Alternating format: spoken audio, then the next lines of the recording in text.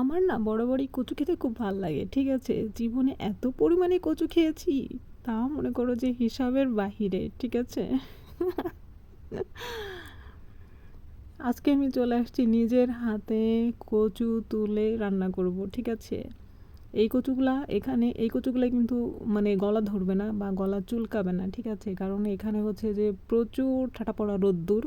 এই রোদ্দুরে টনটনে জায়গায় সাধারণত কচু যেখানে হয় রোদ্দুরের জায়গায় সেখানের কচু খুবই ভালো থাকে। আর এখানে কচুগুলা কিন্তু লাগানো হয়েছিল। তা হচ্ছে যে বড় বড় কচু তোলা হয়ে গেছে, আর এই যে ছোট ছোট কচু তা হঠাৎ হচ্ছে যে চিংড়ি মাছ, ছোট ছোট চিংড়ি মাছ আছে না, একদম বড় না, একদম ছোট ছোট চিংড়ি মাছ, ওই চিংড়ি মাছগুলা দিয়ে এই কচুর ডগা দিয়ে রান্না করব নিজে হাতে। উফ, ভাবতেই মাউথ ওয়াটারিং হচ্ছে। ঠিক আছে? যে এতটা মজা হবে খেতে। তোমাদের যদি আমি রান্না করে খাওয়াইতে পারতাম না, আরও বেশি তখন বুঝতা যে না আসলে কতটা টেস্টি। তো এখানে আমি হচ্ছে যে একটার পর একটা কচু তুলতেই ছিলাম, আর এই যে নিচের কচুগুলা কাইটে ফেলতেছিলাম। এইগুলো কে নিয়ে যাবে বাসায় বইয়া, বুঝছো না? কষ্ট হয়ে যাবে এই কয়টা নিতে গেলে, তাই আমার হা হা। ছোটোকে সাথে নিয়ে আসছি, ছোটো তো শুধু ভিডিও করবে, ছোটো তো আর এগুলো ববে না। ঠিক আছে? কষ্ট করে বইতে হলে আমারই বয়ে নিয়ে বাসায় যাইতে হবে। দেখছো একদম অনেক সুন্দর না?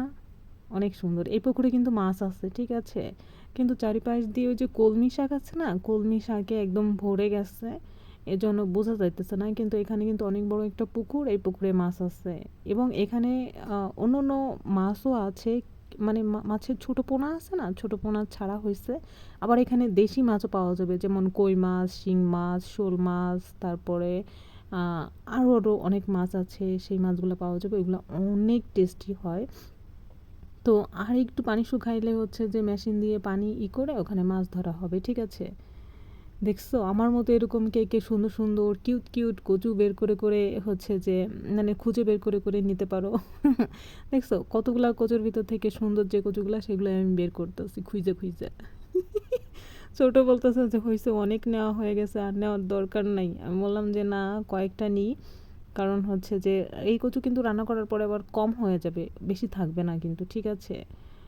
তখন খাওয়ার সময় যদি আমি ভাগে কম পেয়ে যাই তখন কেমন হবে? দেখছো অবস্থা, আগে নিজের চিন্তা করতে হবে। ইয়েস, আগে নিজের চিন্তা করতে হবে। তো এখানে জানাতুলকেও নিয়ে আসতে চাইছিলাম, কিন্তু প্রচুর রোদ্দুর থাকার কারণে ওকে আর নিয়ে আসিনি। কারণ ছোট মানুষ এই রোদ্দুরের ভেতরে নিয়ে আসলে আরও ঝামেলা। আর এই যে কচু যখন উঠাইতাম না, তখন শুধু ডাকতে থাকতো মেজমা মেজমা, আরেকটা উঠাইছে আরেকটা উঠাইছে, মানে মাথা টাথা ধরাই দিত, বুঝছো? আর হচ্ছে যে এই পাতাগুলো আমি কেটে ফেলতেছিলাম, অনেক পাতা ছিল, অনেক মানে ওই পাতাগুলোও খাওয়া যাইতো, কিন্তু পাতাগুলো আর নিতেছিলাম না, শুধু ডগাটা নিব। আর হচ্ছে যে নিচে অল্প একটু কচু নিব, কারণ ওইগুলা হচ্ছে যে ওই সঙ্গে একসঙ্গে রান্না করলে অনেক বেশি মাখো মাখো টাইপের হবে।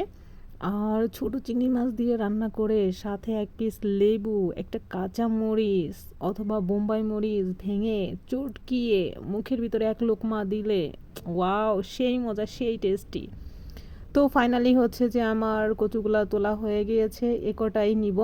ঠিক আছে? আর এদিক দিয়ে হচ্ছে যে আমার প্যান্টে হচ্ছে যে এই কচুর কি জানি দাগ মাইখে যাবে নাকি, এটা বলতেছিলাম। তো এই যে ফাইনালি হচ্ছে দেখো, আমার এই কটা কচু তুলেছি, এই কটাই নিয়ে রান্না করব। তো টাটা।